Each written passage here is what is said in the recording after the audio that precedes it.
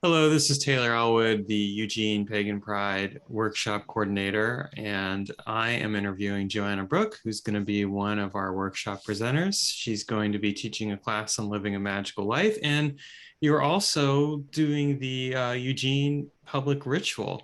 So there's a lot that you're actually doing for the Eugene Pagan Pride. So let's talk a bit about your workshop. Can you tell us a little bit about what it's about and what how would we live a magical life?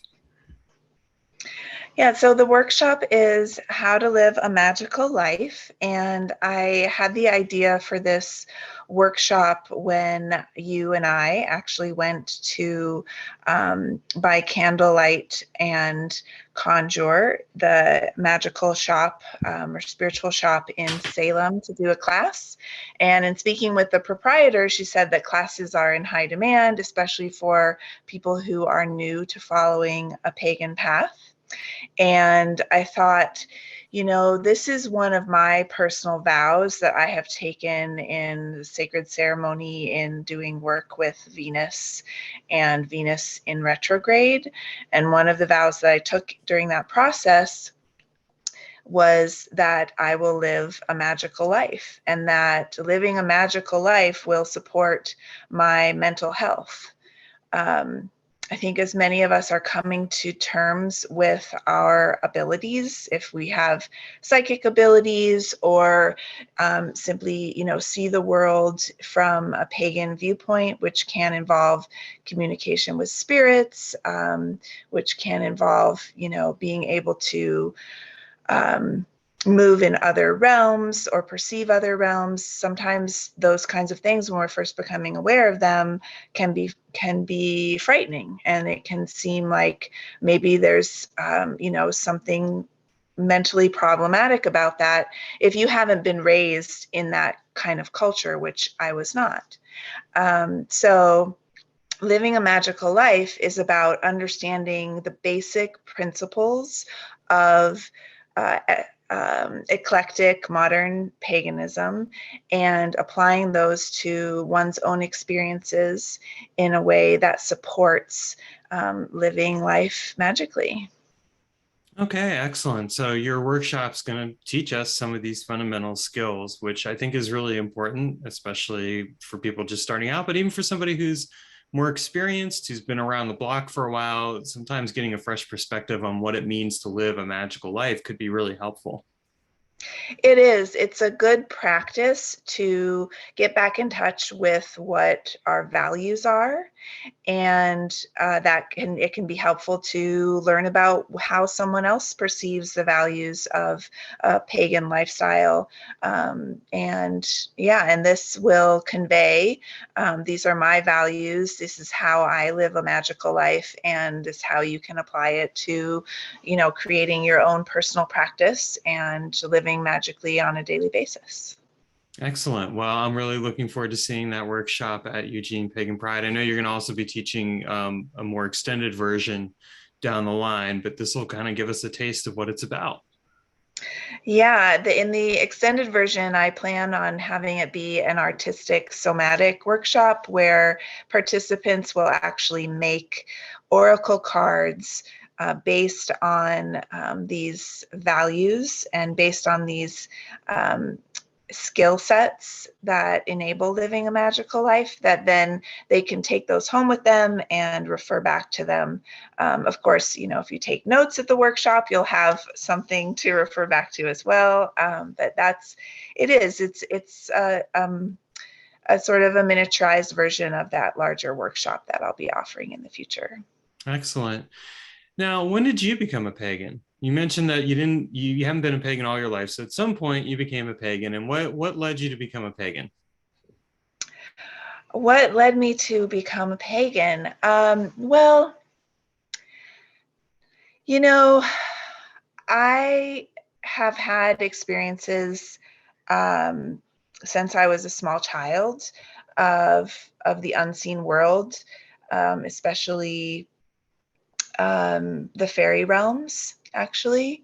And so when I when I first came to paganism, I was in my early years in college, and I attended a ceremony at Samhain, and it was very, very magical. At twilight, the sky was this gorgeous golden green color, and we were in the amphitheater surrounded by enormous 100-year-old magnolia trees. And magnolia is a tree that's very sacred to the divine feminine. And I had my first experience of the sacred feminine. And having been up to that time raised in a very Christian environment, and I had having a personal relationship with Christ, I actually spoke with him about this calling, what I really felt was a calling, and received the wisdom back that that yes, I should follow the path of the divine feminine and learn about the sacred feminine and follow that path, because that's something that Christ was actually trying to bring back more into the world with his work. So that was an interesting experience. And from that point on, that's what I started doing. I started studying a lot of different types of religions. I took a religious studies and a women's studies minor. And and a few years after I graduated from college, I took up tarot reading, and the tarot reading really opened my path to finding out more about eclectic paganism and modern paganism. Excellent. And you, I know that because while you and I are in business together through Brightheart Alchemy Guides, we actually offer tarot readings and oracle readings and things like that. So it's kind of, but one of the other things that you do is you offer ceremonies. And you're going to actually be leading the public ritual for Eugene Pagan Pride. Can you give us a little teaser about what that's going to be about and what people can expect?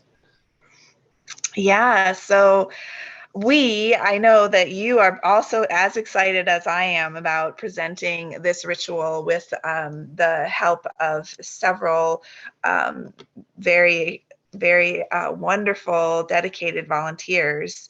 We are doing a ritual that really updates what Lunasa is all about. So Lunasa is the first harvest. It's the first harvest festival of the pagan year. And this is a time when traditionally communities have come together around the harvesting of grain, the grinding of grain, and the creation, the baking of bread. Now, very few of us are doing that activity in the modern world right now, but we do want to come together to acknowledge all of the resources and wealth and blessings that we have in our life right now as a community. And so that's what we're going to be doing in our ritual. And then we're going to do a magical working with all of those gratitudes and blessings and examples of our wealth, and send those both into the past, to send the gratitude into the past and into the future, to seed the future with resources and wealth in order to create the reality that we really want to be living in. So I'm going to be representing the archetype of space. We also will have the archetype of the sun, the moon, and several other just really juicy, wonderful archetypes that directly relate to our lives here in Eugene, Oregon at this time and place. And I feel like it will be powerful, very powerful for everyone who experiences it. Yeah, I think it's going to be really powerful as well. I'm really looking forward to being part of that ritual with you and helping all of us connect with that energy of gratitude. And I think that's so important. So, final question, and it's really quite simple but important. What makes you proud to be a pagan? I mean, this is Eugene Pagan Pride. So, what makes you proud to be a pagan? Wow. Well, there are a number of things that make me proud to be a pagan. I'm proud of the community that I'm part of, how real and authentic everyone that I meet is in this community, how each of us is devoted to our own particular path, whether it be part of a larger group or as an individual practitioner. Every person that I meet in the pagan community is very devoted to their unique path. And that, I think, is one of the things that makes us so strong individually and as a group. And yeah, so that, I think, is the biggest thing that makes me proud to be a pagan, is the community that I'm a part of.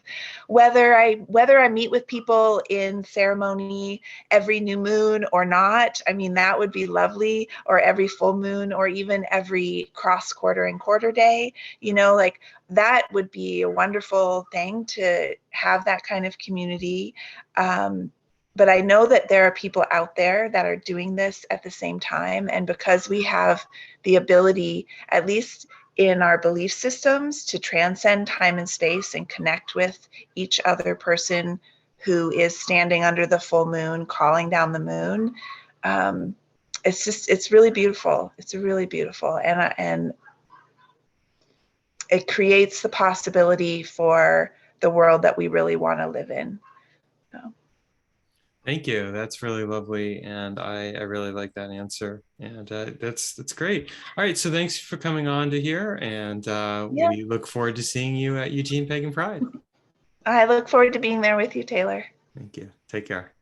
Bye.